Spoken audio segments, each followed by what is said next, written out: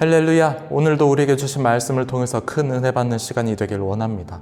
오늘 시편 26편 1절부터 읽어볼 때 이것이 신학적으로 문제가 있지 않나 이런 의문이 들기도 합니다. 내가 나의 완전함에 행하였사오며 마치 내가 거룩하다, 내가 완전하게 살고 있다, 인간의 완전한 의를 주장하고 있지 않나 그런 생각을 할 수 있는 대목입니다. 로마서에서는 분명히 모든 사람이 죄를 범하였음에 의인은 하나도 없다라고 말하고 있습니다. 그런데 이 말씀은 바리새인처럼 자신의 의를 드러내는 것처럼 보이기도 합니다. 그런데 이 시편을 쓴 저자는 다윗이라는 사실입니다. 다윗은 하나님이 보시기에 정직하게 행하였던 정말 구약의 당대 최고의 하나님께 칭찬받는 사람 중에 하나였습니다. 그런 다윗이 썼기 때문에 이 말씀은 그냥 문자적으로 자신의 의의를 드러내는 이 내용은 아니냐라는 것을 우리가 한번 생각해보고 이 시를 읽어볼 수 있어야 합니다. 이 시는 탄원시입니다. 하나님 앞에 자신의 상황을 드러내놓고 하나님께서 재판장이 되어주셔서 판단해달라고 하나님께 탄원하는 내용입니다. 하나님의 말씀대로 살려가지만 악인들이 자신을 괴롭게 하고 공격을 당하고 있는 그런 상황에서 쓴 시입니다. 하나님의 도우심을 구하고 하나님의 판단을 구하는 형태의 시의 고백을 그렇게 다윗이 1절에서 하고 있는 것입니다. 바리새인처럼 자신의 의의를 고백하는 것이 아니라 하나님을 신뢰하고 바르게 살려고 하는 다윗의 고백이 여긴 담겨 있습니다. 1절을 다시 볼까요? 내가 나의 완전함에 행하였사오며 흔들리지 아니하고 여호와를 의지하였사오니 여호와여 나를 판단하소서. 내가 나의 완전함에 행하였다, 여호와를 의지하였다. 과거형입니다. 예전부터 지금까지 나는 그렇게 하나님을 의지하고 하나님의 말씀대로 행하려고 노력했다라고 그렇게 고백을 하고 있고요. 이제 이 시편의 마지막 부분인 11절을 가보시면은 나는 나의 완전함에 행하오리니 나를 속량하시고 내게 은혜를 베푸소서. 나의 완전함에 행하오리니 미완료형입니다. 미래형이고 현재형입니다. 그러니 예전에도 그랬듯이 지금도 그리고 앞으로도 나는 하나님의 말씀대로 살 것이고 하나님을 의지하며 살 것이고 하나님 앞에 정직하게 행할 것이다. 그렇게 고백을 하고 있습니다. 하나님께서 이것을 기억해 달라는 것입니다. 악인들이 자신을 모함하고 고소하지만 나는 흔들림이 없이 하나님을 붙잡고 정직하고 또 의롭게 살 것이라는 그 결단이 여기에 담겨 있습니다. 만일 11절의 고백이 없었다면 이 시는 자기 의일 것입니다.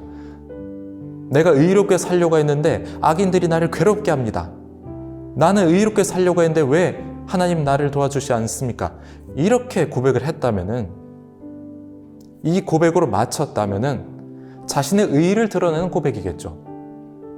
하지만 11절의 고백이 그것이 아니라는 것을 증명을 하고 있습니다. 나는 여전히 모함을 당하고 여전히 악인들의 괴롭힘을 당하지만은 그럼에도 불구하고 하나님을 끝까지 놓지 않을 겁니다. 여전히 그 이전과 똑같이 나는 하나님의 말씀대로 살 것입니다. 성도 여러분, 말씀대로 살아간다고 해서 우리의 고통과 괴로움 또는 악인들의 모함과 시기, 질투가 사라지는 것이 아닙니다. 어쩌면 말씀대로 살 때 세상에서 살기 더 어려울 수 있습니다. 하지만 그럼에도 불구하고 끝까지 나는 신앙을 지키겠습니다. 난 끝까지 말씀대로 살겠습니다. 세상이 아니라고 하더라도 나는 하나님의 말씀을 묵상하며 그 말씀을 즐거워하는 자로 살겠습니다. 이 고백이 우리가 가져야 될 진정한 신앙인의 모습입니다. 우리는 무언가를 해서 거룩해지는 존재가 아닙니다. 나의 행위로 거룩해지는 존재가 아니에요. 그런데 하나님께서는 우리의 그 거룩함을 요구하십니다. 내가 거룩하니 너희도 거룩하라, 이렇게 말씀을 하십니다. 그러면 이 거룩함은 우리가 어떻게 해서 얻어질 수 있을까요? 우리의 행위로 거룩해질 수 없습니다. 우리의 행위 자체로는 완전함을 이룰 수가 없습니다. 하나님 자체는 거룩하신 분입니다. 완전하신 분입니다. 우리는 하나님처럼 살 수 없습니다. 하나님처럼 거룩해질 수 없고 하나님처럼 죄 없이 순결한 모습으로 될 수 없습니다. 그럼에도 말씀하시는 내가 거룩하니 너희도 거룩하라, 이것은 하나님 안에 거하라는 겁니다. 나는 포도나무여 너희는 가지니 내 안에 붙어 있으라는 말입니다. 나의 말씀 안에 거하라는 것입니다. 너희의 연약함을 안다. 너희의 불완전함도 안다. 그러니 나를 붙잡고 있으라. 그렇게 하나님을 붙잡을 때, 하나님을 의지하여 나아갈 때 우리의 모습이 때로는 연약해서 넘어질지라도 하나님께서는 그렇게 하나님을 바라보고 있는 우리를 향해서 말씀을 하십니다. 의롭다 인정을 해주십니다. 거룩하면 구별의 의미를 담고 있습니다. 구별되라는 것입니다. 세상에 살아가지만 세상과 구별되라는 거예요. 하나님의 말씀을 모르는 사람들이랑 구별되라는 것입니다. 하나님의 자녀답게 다르게 살라는 거예요. 하나님의 말씀을 신뢰하고 말씀대로 살려는 그 구별됨이 우리에게 있어야 한다는 것을 보여주고 있습니다. 4절, 5절입니다. 허망한 사람과 같이 앉지 아니하였사오니 간사한 자와 동행하지도 아니하리이다. 내가 행악자의 집회를 미워하오니 악한 자와 같이 앉지 아니하리이다. 이렇게 말하고 있죠. 허망한 사람과 같이 앉지 않겠습니다. 간사한 자와 동행하지 않겠습니다. 내가 악한 자와 같이 있지 않겠습니다. 구별됨을 말하고 있습니다. 시편 1편에서도 그것을 똑같이 말해주고 있죠. 악인들의 꾀를 따르지 않겠습니다. 죄인들의 길에 서지 않겠습니다. 오만한 자리에 앉지 않겠습니다. 그리고 나서 나는 여호와의 율법을 즐거워하며 그 말씀을 내가 주야로 묵상할 것입니다.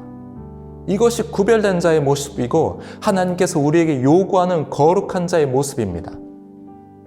우리의 삶이 그러하기를 원합니다. 하나님의 율법을 즐거워하는 자, 하나님의 말씀을 묵상하며 그 안에서 새 생명을 얻는 자. 온라인 예배가 당연시되면서 이런 질문들이 나옵니다. 왜 꼭 교회를 와야 됩니까? 예배를 그냥 내가 편한 시간에 유튜브로 보면 안 됩니까? 이 질문들의 목적을 생각해 볼 때 참 안타까운 마음이 있습니다. 나는 정말 교회를 사랑하고 나는 정말 말씀을 사모하고 여호와의 율법을 즐거워하는데 내가 교회를 오지 못하겠습니다. 그런 의미로 하는 질문이 아니에요. 예배를 너무 드리고 싶고 말씀을 너무 사모하는 분들은 이런 질문들 안 합니다. 나는 교회를 가고 싶은데 예배를 드리고 싶은데 하면서 안타까운 마음을 먼저 내비치십니다. 그러니 내가 꼭 예배를 드려야 되는지, 내가 또 꼭 부서 예배를 드려야 되는지, 내가 꼭 교회를 가야 되는지, 이 질문들은 사실 그 기본 베이스에 여호와의 율법을 즐거워하고 싶지 않다라는 그 마음이 있는 것입니다. 세상의 유익을 더 쫓고 싶고 내 만족을 더 추구하고 싶고 내가 원하는 대로 살고 싶은데 왜 교회를 오라 하느냐? 그 질문이 기본 베이스에 깔려 있는 것입니다. 정말 주님의 말씀을 사모하고 주님의 말씀으로 즐거워하는 자는 온라인으로 드리라고 해도 교회를 나오고 싶어 합니다. 교회에 나와서 함께 교제하면서 신앙 공동체 안에서 서로 교제하면서 말씀을 함께 나누고 말씀을 듣고 함께 예배 자리를 나오는 것을 사모하게 됩니다. 여러분, 세상의 유익을 쫓고 나의 만족, 육신의 만족과 안위를 쫓아가는 결정, 선택들을 한다면 그것은 시편에서 말하는 오만한 자들의 자리입니다. 악인들의 꾀입니다.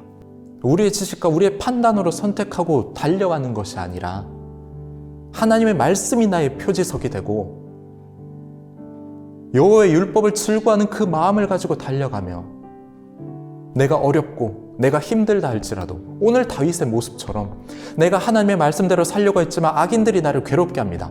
하지만 그럼에도 불구하고 나는 여전히 동일하게 하나님의 말씀대로 살 것입니다. 온전하게, 거룩하게, 의롭게, 정직하게 살 것입니다. 그런 결단이 오늘을 살아가는 우리의 삶의 자세 가운데 있기를 주님의 이름으로 축복합니다.